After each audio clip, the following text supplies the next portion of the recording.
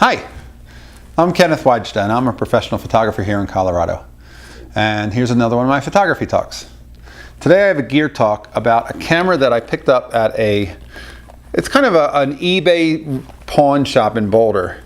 And it's a Contaflex. So Zeiss made it. It's got a Tessar lens, Carl Zeiss Tessar lens, 50mm 2.8, so it's not a real fast lens. But the viewfinder is so clear in this, and all the shutter speeds work, and it's got this really cool lens hood.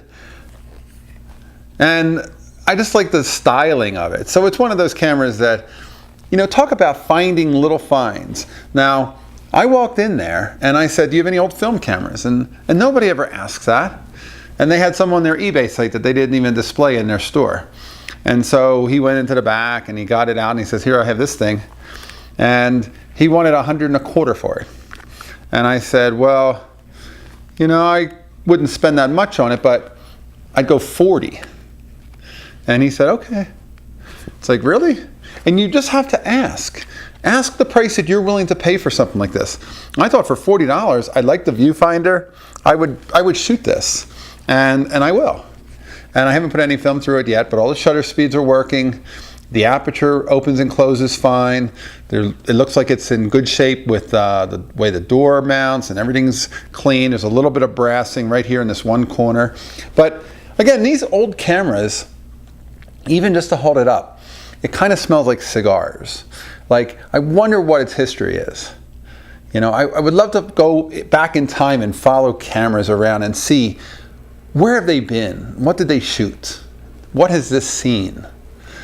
So, it's an old Contaflex. It's kind of a, you know, probably a dinosaur compared to the later model SLRs. It's an actual SLR. It's got a prism in here. It's got a very large viewfinder and it's bright.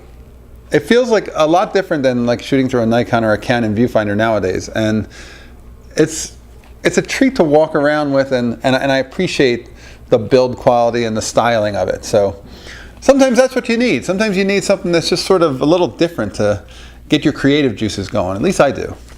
So if you go into a used store, especially if it's not a camera store and they're not specializing in cameras, a lot of times when I go into that kind of a store, they don't even know how these cameras work.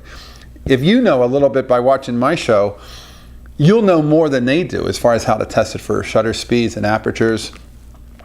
You can really tell them what's not working. If you see oil on the blades, that may still work for you, but you can tell them, hey, I have to offer you less. There's oil on the blades, and you can actually show that to them. So there's a real treat to finding these old cameras and taking them out and seeing what you can do with them. If you've done this, put some of those links of those photos in the comments below and show us.